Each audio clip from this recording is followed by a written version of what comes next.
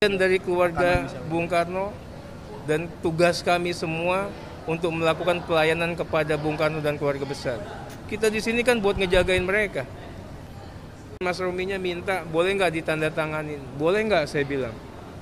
Saya ini tiketnya hanya untuk Mas Romi, untuk keluarganya Bung Karno. Kalau Mas Romi kenapa-napa, saya udah taken. Ya kan, kesempatan saya hilang.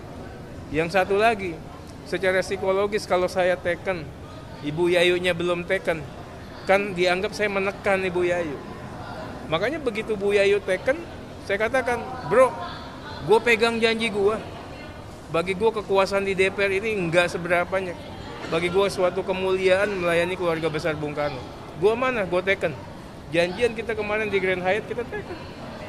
Maka Mas Romi bilang, ternyata yang dipikirin orang-orang terkait dengan terhadap pandangannya terhadap lu, orangnya keras, yang apa, gue nggak melihat itu. Gue bilang iya, mudah-mudahan ya Mas Romi tahu tentang saya. Kita ini bisa diajak kompak untuk kebaikan. Mungkin orang dianggap saya nggak bisa kooperatif, ya kalau diajak yang ngaco-ngaco saya nggak akan kooperatif. Gitu. Tapi status abang berarti sekarang menegaskan masih di PDIP, bang? Masih di PDIP? Ya sampai ini kan saya masih di PDIP. Statusnya hanya mundur dari anggota. Kan saya bilang, kemarin ada teman-teman masalah Tia. Saya menghormati sikap Tia. Itu untuk melakukan perbaikan kepada partai kami. Ya itu kritik dan otokritik, bagian pendewasaan. Silahkan kalau, tapi saya kan nggak seperti, saya bisa begini karena Bu Mega dan Pak Taufik almarhum.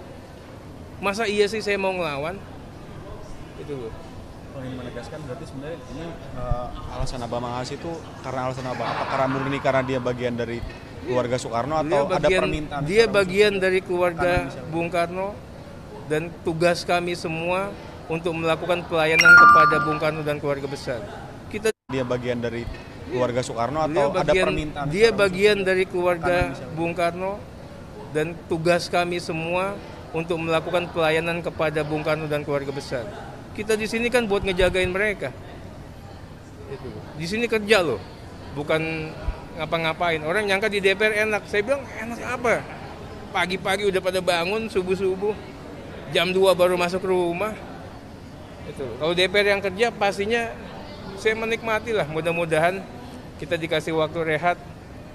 Mudah-mudahan juga kita diberikan ladang pengabdian baru. Pasti teman-teman bisa doain saya kan. Mas Romi atau PDIP menawarkan Ponis sebagai pengganti ke bang? Nggak ada. Nggak ada. Jadi salah. Saya ini orang Minang. Orang Minang itu kehormatan utama. Jadi bukan karena kita mundur karena dikasih uang. Tanya. Kita ketahui kemarin kita sempat riuh terhadap putusan MK yang katanya hanya menguntungkan dan ini hanya kepentingan untuk keluarganya Jokowi saja, Pak Jokowi saja. Yang ketika Mas Gibran maju di wakil presiden mendampingi Pak Prabowo Subianto. Nah, putusan MK itu disinyalir adalah itu atas kepentingan dinastinya Pak Jokowi. Nah, hari ini DPR dari fraksi Partai Demokrasi Indonesia Perjuangan yaitu Pak Arteria Dahlan ini juga begitu memundurkan diri hanya untuk kepentingan keluarga. Sebenarnya sama sih.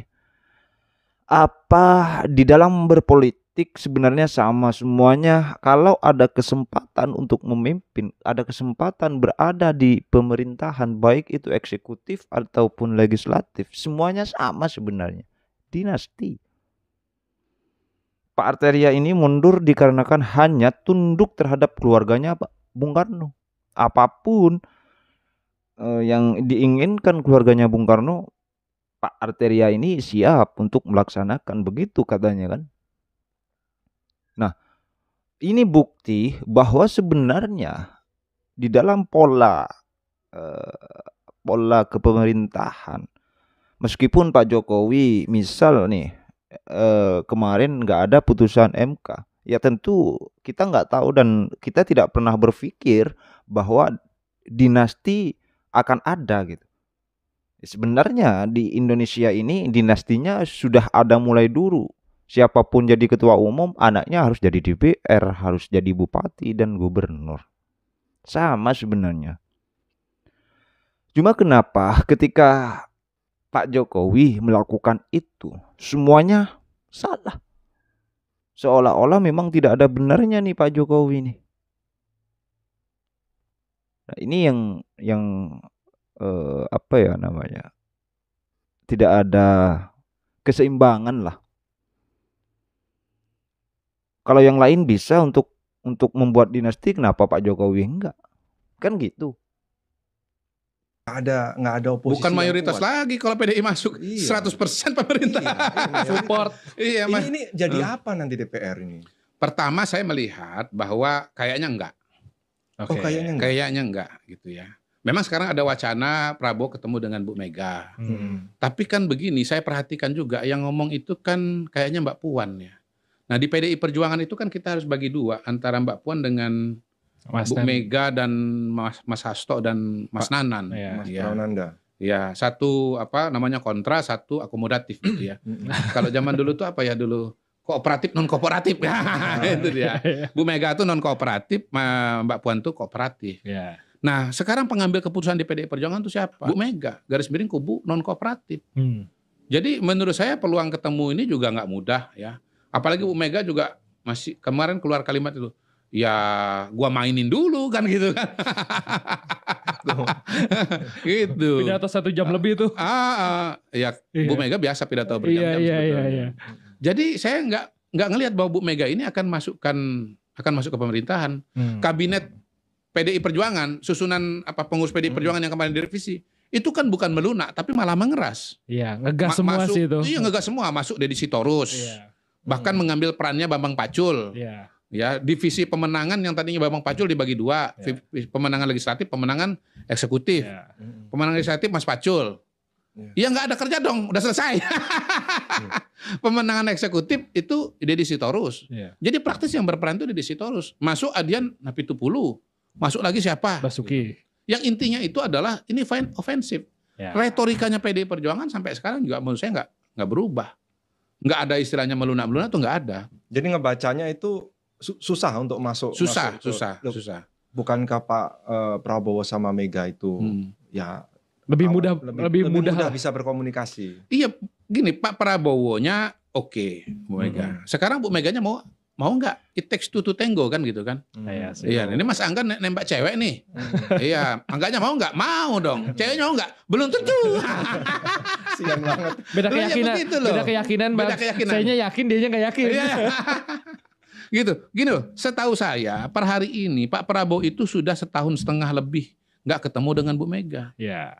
Bu Mega mau nggak ketemu dengan Prabowo mau nggak ketemu dengan Megawati? Mau. Megawati mau nggak ketemu dengan Pak Prabowo? Belum mau. Gitu. Ya, Yang jadi barrier apa gitu? Hah? Yang jadi barrier apa kalau ya pertama kan ada Mulyono di situ. Iya. Gitu kan? Iya. Gitu, ada Mulyono. Iya. Sekarang ada SBY pula. Double namanya tembok combo apa loh. nih? Namanya tembok apa nih? Tembok triangulasi. Tembok. Jadi dengan pertemuan kemarin SBY dengan Prabowo dengan Jokowi itu menurut saya justru makin mengunci Bu Mega untuk masuk. Wah, awet nih. Dengan SBY aja belum selesai udah masuk. Perasaan ini belum selesai. Belum selesai ya kan, belum tuntas kan ada Jokowi. Dikasih Mulyono. Ada Mulyono ya gitu. Jadi sekarang ini secara psikologis Bu Mega itu menurut saya kalau mau masuk ke dalam itu berat. Iya. Karena ada Pak Jokowi, ada Pak SBY. Nah, makanya kembali lagi Fufu Fafa dan yang lain-lain itu adalah upaya untuk menyingkirkan, untuk menyapu Jokowi dari pekarangannya Prabowo. Supaya ada yang bisa masuk gitu. Tapi kan oleh Pak Prabowo nggak dilepas, malah makin dirangkul erat. Iya. Jadi coba lihat acara Gerindra kemana, acara partai paling megah saya lihat itu. Layarnya paling besar itu. Ya kan? Dengan segala perangkat-perangkat kebesarannya itu. Jadi menurut saya justru makin kesini Pak Prabowo justru makin menegaskan bahwa dia dengan Pak Jokowi itu sangat erat satu kesatuan. Oke. Dan itu makin membuat akhirnya Bu Mega juga nggak bisa masuk gitu. Dan ya menurut saya Partai Gerindra pun juga, ya Pak Prabowo pun juga harus menyadari ya bahwa PDI Perjuangan itu nggak tunggal. Ada Bu Mega, ada Mbak Puan. Gitu. Bahwasanya dengan Mr. Q ini menjelaskan bahwa ada gap, ada ketidaksamaan apa yang dilakukan oleh Ibu Megawati dengan Ibu Puan Maharani. Kita ketahui bersama dua kubu di PDIP antara Ibu Puan Maharani dengan Ibu Megawati mempunyai juga masa, termasuk Deddy Sitorus, Adiana Pitupulu, dan Ibu Megawati, Mas Hasto. Kemudian di kubunya Puan Maharani ada Mbak Puan, ada Pak Rano Karno, ada Mas Pramono Anung yang hari ini mencalonkan sebagai gubernur di Jakarta. Terus kemudian ada Mas Pacul dan yang lain-lain. Tentunya masih banyak kader-kader PDIP yang potensial yang memang menjadi porosnya Ibu Puan Maharani. Nah, terkait bagaimana kepentingan mereka ketika di masa pemerintahan Prabowo Subianto dan Mas Gibran Rakabuming Raka. Ada yang mengatakan bahwa Pak Gibran gak usah dilantik, digantikan Ibu Puan Maharani.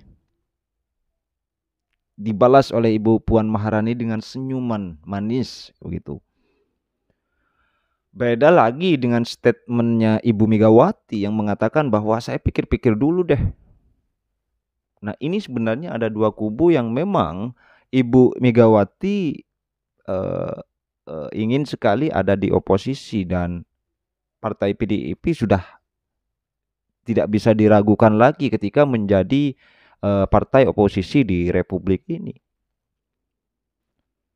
Ibu Megawati mempunyai pengalaman yang sangat panjang terhadap bagaimana partainya menjadi oposisi di Republik ini. Dari masanya Pak Harto yang katanya Mr. Q itu, terus masanya SBY, PDIP menjadi oposisi yang oposisi itu oposisi yang menyeramkan ya bagi kepemerintahan.